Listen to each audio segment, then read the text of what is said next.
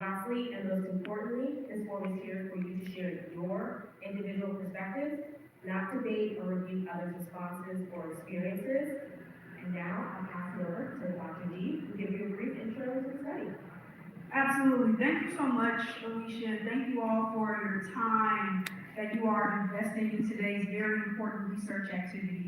So like Alicia said, I'm Dr. Ashley Gardner. My students call me Dr. G, Dr. Ashley Gardner, Dr. G, whichever one works for you, works for me. But I would really love to begin by just describing the purpose of this Charles Mitchell and George Washington Bush study on reparative action. And the first thing you all need to know is that it is a research project. It's a research study. And the purpose of this research project is twofold, okay?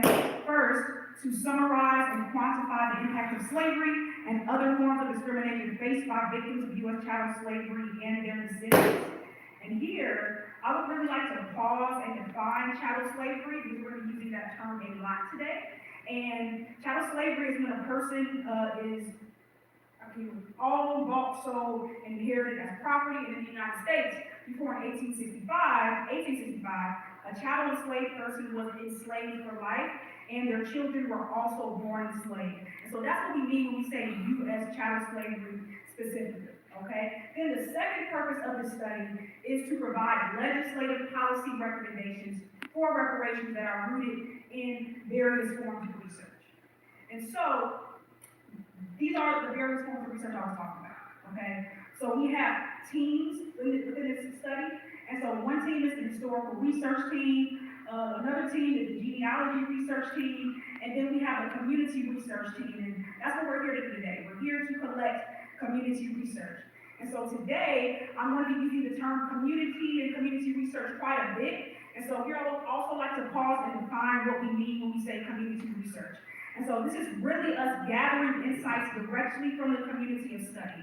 And according to the Washington State Commission on African American Affairs, that community consists of individuals who self-identify as Washingtonians who are likely descendants of victims of U.S. chattel slavery.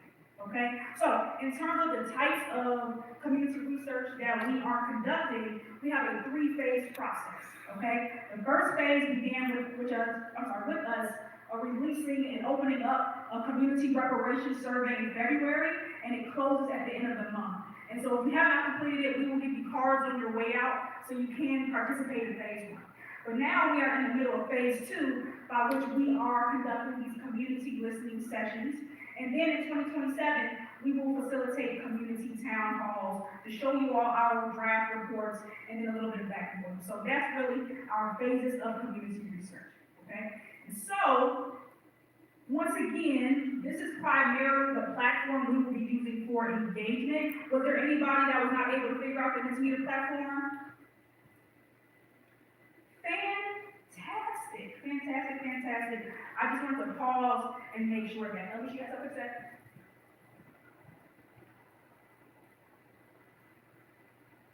I'll get there. Okay, all right, fantastic. So, now what we are about to do, since you all, said that you all were able to utilize the platform, hopefully it's still up. If it's not, go ahead and scan the code again. And so, the first question I am about to ask you is, have you completed the community reparations survey that I just briefly spoke about? Yes or no? Yes or no? Yes or no, and then submit. Have you completed the community reparations survey?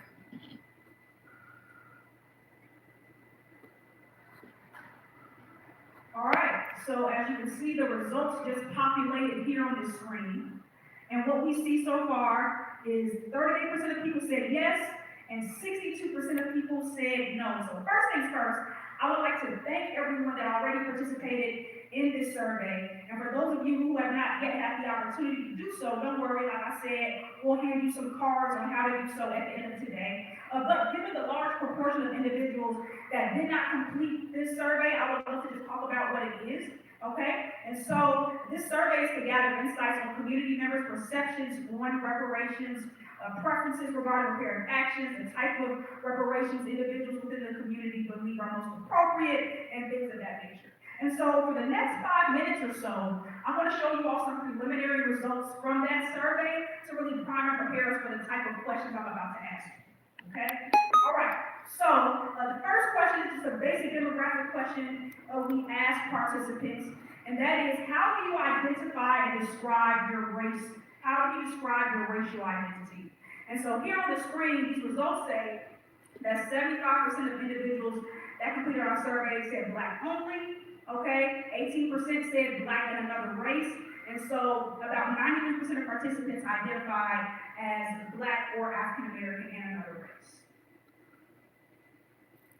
All right, another question we asked them is, how many generations of your family have lived in Washington State? And these results show that most people said themselves, their parents, or their grandparents were the first to move to Washington in their family. Okay, great. Another question we ask participants is, do you agree or disagree with the following statement? And the statement is, the effects of U.S. chattel slavery weakens the economic position of descendants of victims of U.S. chattel slavery in Washington today. And you see the results there, right? 83% said strongly agree, 7% said agree, while we had a very small proportion say neutral or disagree. Okay, now this question, we asked individuals, if Washington State were to provide reparations, what should be the most important goal of reparations? And we provided a list of options and an option for them to write in. And the most important to people who have participated so far are at the top, and the least important are at the bottom. So for example, ones that are most important to individuals within the community right now is empowering Black people economically, honest historical accounting, reducing Black poverty rates, reducing the Black-white wealth gap, and then on the bottom, you see alleviating white guilt as probably the lowest one so far. All right, now here we asked individuals who completed the survey, hey, again, if Washington State were to provide reparations, rank the types of reparations you believe would be most appropriate, okay? And as you can see at the top, cash money, cash or check, okay? Then we see things, again in the order, housing programs, then trust funds, then pensions, and then at the bottom, you see other options, but then you also see formal apology and acknowledgement is least important to individuals so far based on our data. And don't worry, you will have the opportunity to answer this question as soon as I get done talking in a couple of seconds. All right, then we asked individuals specifically about compensation, okay? And so again, if Washington State were to give reparations for U.S. chattel slavery, what dollar amount per descendant would make you feel that Washington has made a genuine effort to repair the harms of slavery? Now, I'd like to pause and just acknowledge that to come up with this number, you obviously need to conduct some rigorous statistical calculations, and our research team, they are doing it, right? They are doing it, but we still want to hear from the community, hey, what do you all think? We're doing the deep calculations, but we still want to hear from you all, okay? And so far, our data is saying that 27.5% of our participants listed a number in between $0 and $100,000.